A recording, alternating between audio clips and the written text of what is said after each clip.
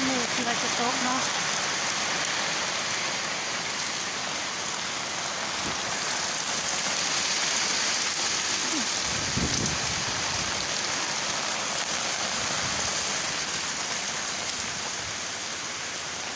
ฝนตกแห้งอันนี้พี่น้อง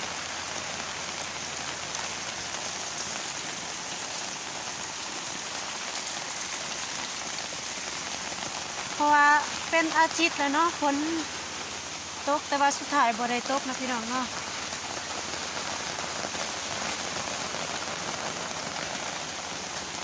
เพราะมื้อนี้เป็นมื้อวันศีลเนาะที่ว่าฝนตก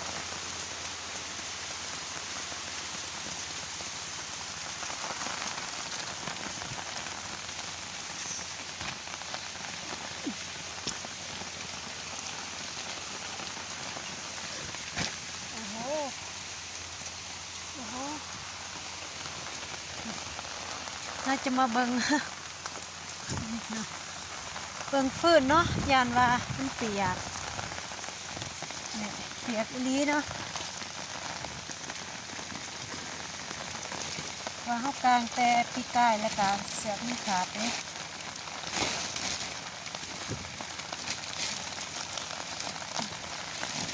ลมมันพัดมันจะปิวพี่น้อง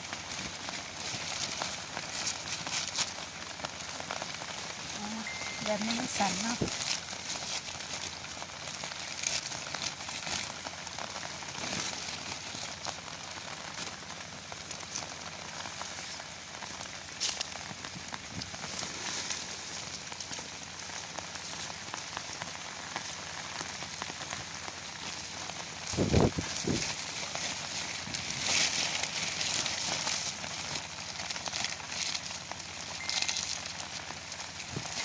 โอ้โห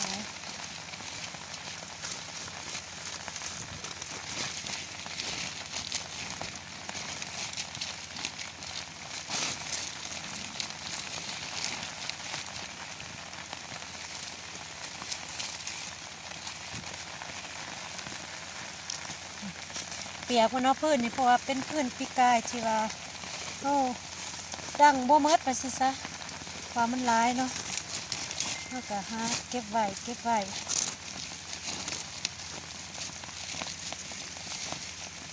เพราะว่าช่วงฝนบ่ช่วงนี้เฮาก็จะดังง่ายเนาะถ้าเฮามีไว้ถ้าบ่มีแล้วมันจะยากเด้อพี่น้องเด้อซื้อแบบเฮาซื้อทานก็ซื้อได้อยู่แต่ว่ามันบ่ไหวเนาะ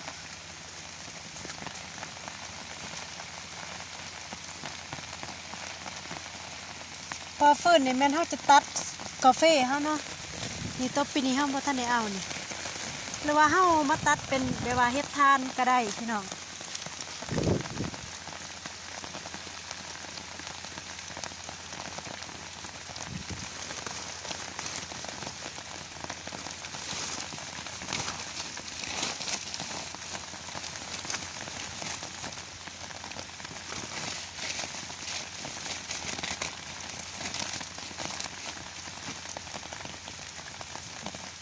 เพื่อบ่ให้มันเปียกเนาะ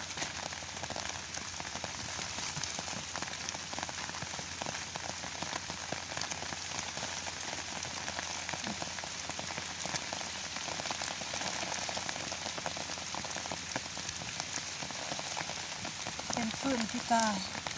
แต่ปีนี้ก็บ่หลายแต่ว่าเฮาก็บ่ทันได้เก็บ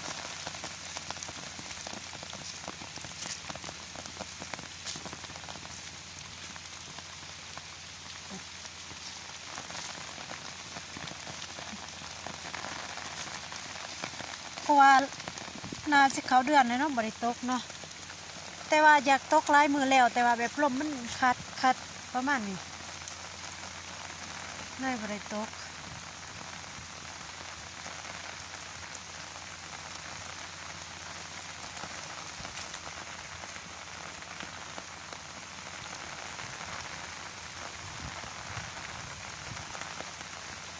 เพราะว่ามันจะตกในมื้อวันศีลนะพี่น้องเนาะนั่นดอกกาแฟเขากำลังยุบเด้อพี่น้องเด้ออันนั้นเป็นงวดสองงวดหนึ่งอะมันจะเป็นหน่วยแล้วเนาะน้อยๆน้อยๆนี่เป็นตากระปูหมดแหละเขาจะเอิญนะพี่น้องเนาะ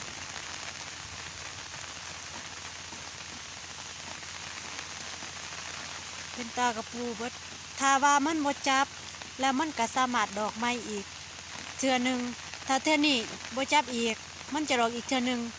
มันมีอยู่3งวดพี่น้องถ้าบ่จับงวด1กับงวด2ถ้าบ่จับงวด2กับงวด3เด้อถ้าเป็นปกติเนาะ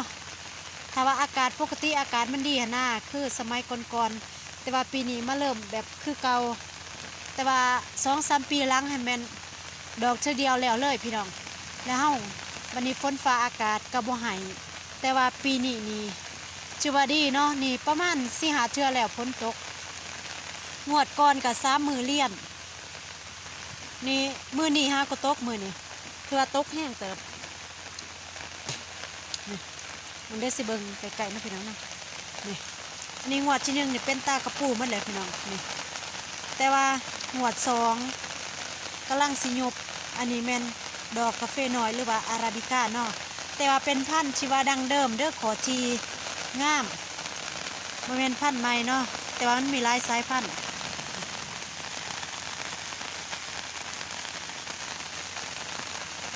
อันนี้แม่นงวด2ถ้าว่างวด2นี่ยุบแล้วบ่มีตัวจับแล้วมันกระดอกใหม่อีกเทื่อที่3แม่นเทื่อสุดท้ายแล้วเลยบัดนี้แล้วเวลาเฮาเก็บก็มันก็สิได้หลายงวดพี่น้องหลายงวดอยู่อันนี้แม่นให้เบิ่งสวนหลังบ้านเนาะแต่ว่าเฮาบ่ได้ใส่อิหยังธรรมชาติล้วนๆพี่น้อง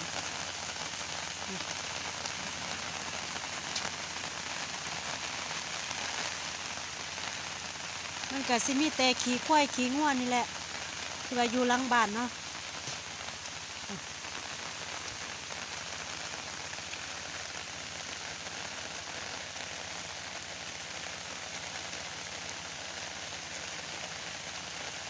แต่ว่าฝุ่นที่เฮาจูดก็บ่ทันได้หอบสั่น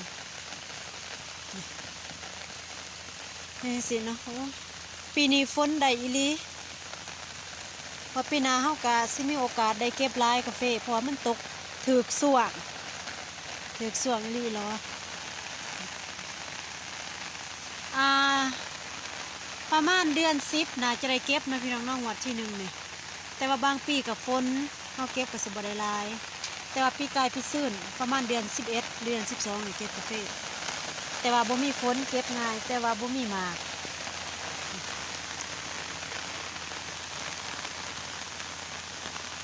ถ้าผู้ใดที่ว่าบ่เคยเห็นต้นกาแฟนอนเป็นต้นกาแฟอยู่บ้านเฮาเด้อ